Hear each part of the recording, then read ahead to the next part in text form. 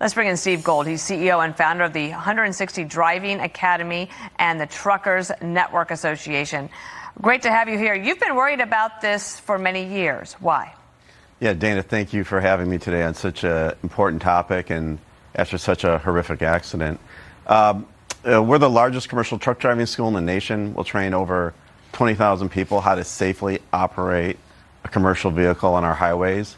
And what the key issue here is it's getting way too easy to get a commercial driver's license for folks across the country.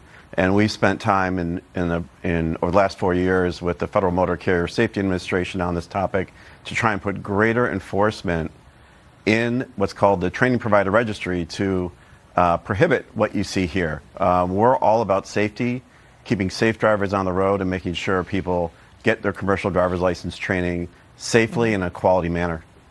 We have this statistic here that there's been a big increase in fatalities since 2014, that truck crashes killed 5,472 people in 2023. And the Transportation Secretary, Sean Duffy, no doubt he is on top of this, he said this: if states had followed the rules, this driver would never have been behind the wheel and 3 precious lives would still be with us. Non-enforcement and radical immigration policies have turned the trucking industry into a lawless frontier, resulting in unqualified foreign drivers improperly acquiring licenses to operate 40-ton vehicles. Do you agree?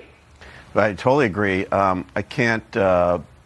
We are overwhelmed with President Trump's executive order on English speakers for truck drivers. And what Secretary Duffy is doing in really fast order here, he's at the tip of the iceberg. The states, commercial driver's licenses are like your driver's license we all carry in our wallets.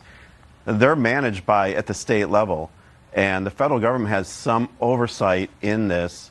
And there's just been massive confusion of who can qualify and who's eligible to get a commercial driver's license. This historically has been run by each state individually. My company, we're licensed and governed in every different state in 50 different ways. But when the federal government came in and put in a new law in February 2022, it created mass confusion at the federal level. So we are super excited for what Secretary Duffy is doing here. He's at the tip of the iceberg. There's a ton of work to unravel and unpack here for this to get righted. Governor DeSantis obviously frustrated as well. He was on last night. Listen here. We got to get tougher on this nationally. You know, one of the frustrations we've had in Florida, we don't recognize illegal alien driver's license from any other state. We don't issue them from our state. We don't recognize any ID cards issued by local governments, NGOs, you name it. We've tried to create an environment that makes it inhospitable for people to want to come illegally and come to Florida. California's done the opposite. Based on your experience and expertise, what is something you think that the federal government can do right now in order to try to get ahead of this? Well, this problem starts with education. And individuals who want to get a commercial driver's license have to go to a high-quality state-licensed commercial driving school. And we do business in 44 different states. And I would tell you the state of Florida has been the most aggressive in taking out nefarious truck driving schools who aren't licensed by the state, who aren't doing the right things, who don't have curriculum. Like, this is school.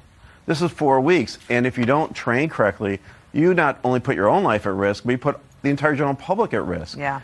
When I'm driving next to a truck on the highway, I frickin' floor it. I don't want to be next to that individual because you don't know how he was trained. You don't know who trained him. You don't know if he's safe. I mean, you don't know if he can read the signs. So this is a massive issue, and it's state by state. So totally agree, and I would say Florida, of the 44 states where we do business, is leading the pack across the nation. All right, Steve Gold, thank you. We'll be in touch. Great. Thank you very much. Thank you.